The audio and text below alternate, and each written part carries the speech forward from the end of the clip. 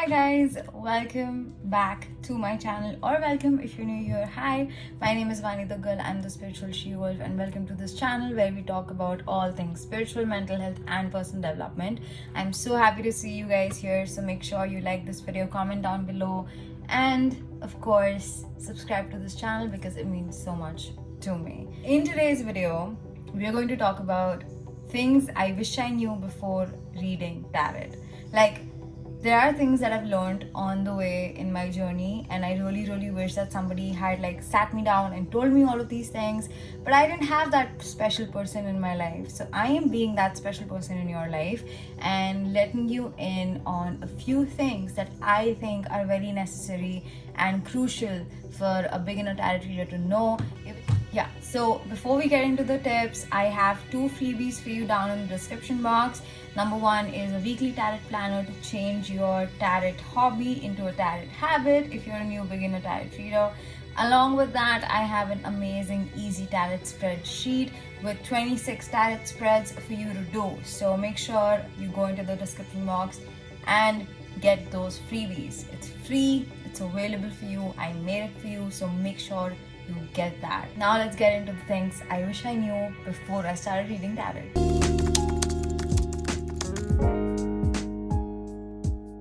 So the first tip is memorizing the cards and always referring to the guidebook when you're reading for yourself. This is something that I absolutely talk about all the time on my Instagram at the spiritual she-wolf. Make sure you follow me there. A lot of tarot tips out there for you guys.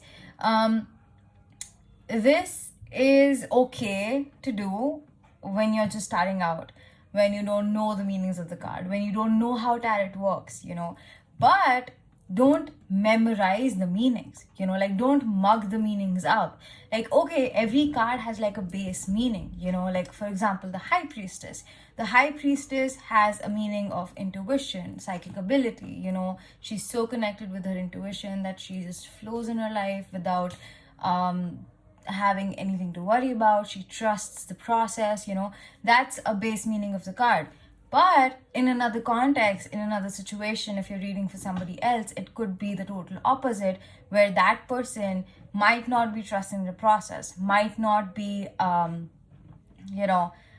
tuning in to their intuition. So sometimes card meanings differ, and it's absolutely fine if that happens. So please do not memorize the cards, because I swear it builds up this different and immense pressure on your head to memorize 78 cards. It's a pain in the ass. Don't do it. It's not worth it. Okay? Along with these lines, the guidebook, I've heard so many stories about some tarot card readers who have actually they're reading for somebody else, and during that reading they are picking out the guidebook and they're just telling the meanings to their clients from the guidebook. I did it. Okay, I got my deck. The first day I sat with my deck and I was so interested and so intrigued and so into okay, I want to read for everybody now, that I told my friends and family that do you want me to do a reading for you? And that time I was just practicing. I was literally the first day when I was handling tarot. So yeah, I opened the guidebook and I sent them a picture of the card, and I also sent them a picture of the guidebook, the meaning of the card. And it worked out fine for them, but honestly speaking, it's not very good in the long run, because you're relying on one source, and honestly, different guidebooks have different meanings of cards. It's something that I've noticed. And some decks, like the Wild Unknown deck, it's a very abstract deck. It's a very dark vibe deck, so you might not find the meaning that you're looking for in the guidebook, because Wild Unknown Tarot's guidebook is not that good and descriptive. So just make sure you're not relying on the guidebook. You can look and peep once in a while, it's fine, but just let your intuition flow, let it just come out naturally, and just make sure you also pick on the small details in the tarot card. My second thing I wish I knew before reading tarot was, I wish I had connected more with my decks. I still feel that I have not connected so much with my tarot decks. I still feel that I want to sit and meditate with one of my tarot decks every once in a while, only for the reason that I feel still at this point, when I have like so many tarot decks lying around, I have not connected with them. Like once, like there will be times when I pick out a card and I have just no idea what the deck is trying to tell me, what the card is trying to tell me. And honestly, again, it's fine. It's absolutely fine. Connecting with your deck is sort of optional. Not everybody does it. Like not everybody willingly connects with their deck in, traditional methods like meditating with it or taking it everywhere or sleeping with it and stuff like that. But if you do it, it's way better. It feels like a friend that you have. So it's all on you. But I still wish that somebody had told me that it's crucial to connect with your deck so that you can vibe on the same frequency. Number 3, and this is a bit expensive tip, I would say, buying different decks for different vibes. Mystic Mondays, absolutely abstract. You have no idea what the card is talking about. Lets your intuition flow. Lets you discover what your intuition is trying to tell you. Lets you decode the card.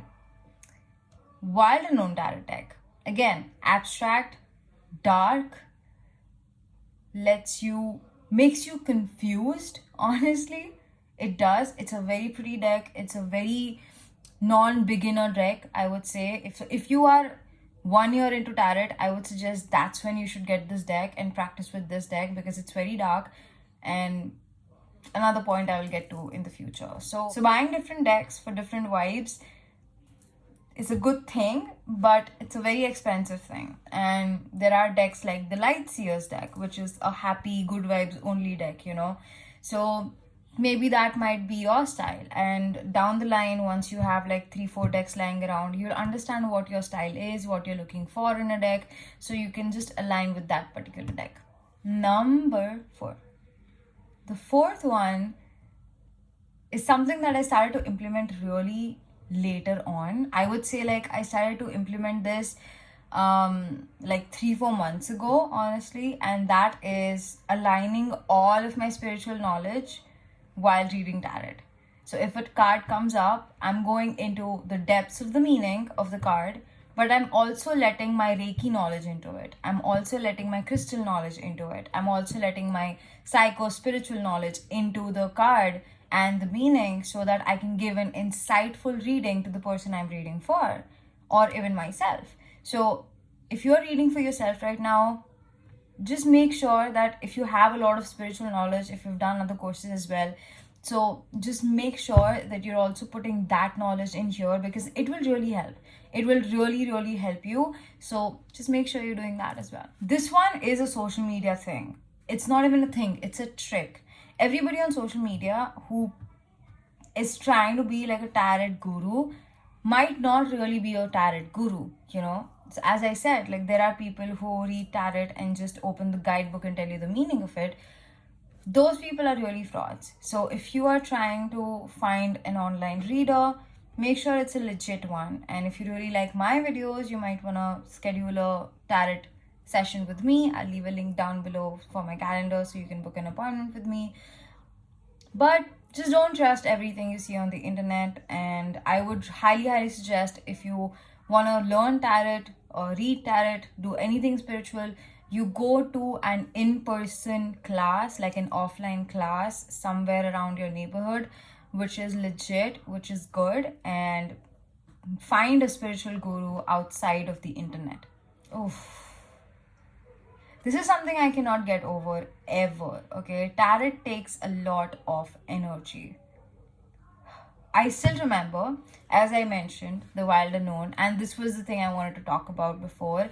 The Wild Unknown tarot deck, the day I got the tarot deck, I was very happy. I was so happy because that was the most talked tarot deck, the most famous tarot deck out there. And I was like, I finally have it, let's go, I want to read this.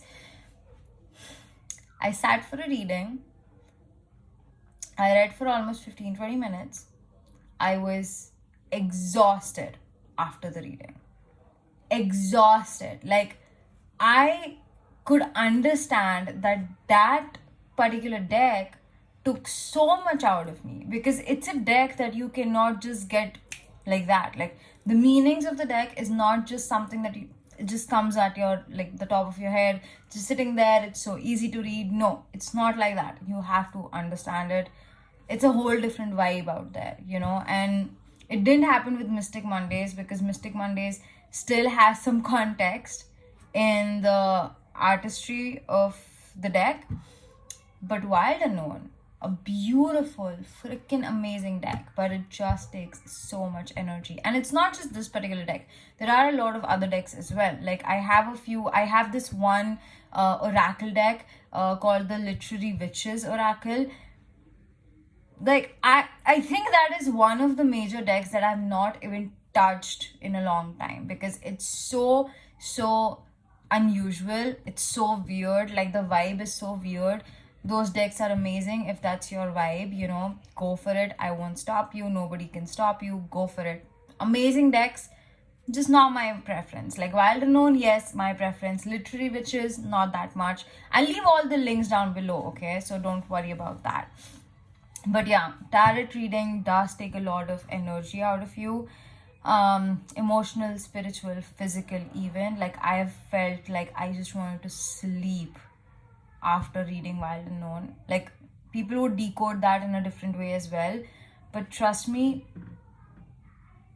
it's a very amazing experience though. But it's exhausting. Number 7, and this is something I did a lot in 2020. Online readings for others is so tough. Like, online, I'm saying not like even like on a video call. I'm just saying, like, that person has told you to read for you and you're just sitting here and reading for them. And I was like, at one point I had to just, like, when I was shuffling the cards, I had to, like, think about that person, or think about how many times I've met them, think about their social media pages, how they look, their features, their family history, if I know it. I had to think about all of that so that I can get into their vibe and read for them and give them a proper reading. It is tough, it is so tough. Like, I swear, if you are staying in Pune, I would be happy to read for you in person, because that's a whole different connection. And I know, because of this whole COVID thing, that whole connection is literally gone to the dustbin or whatever. That whole connection is ruined.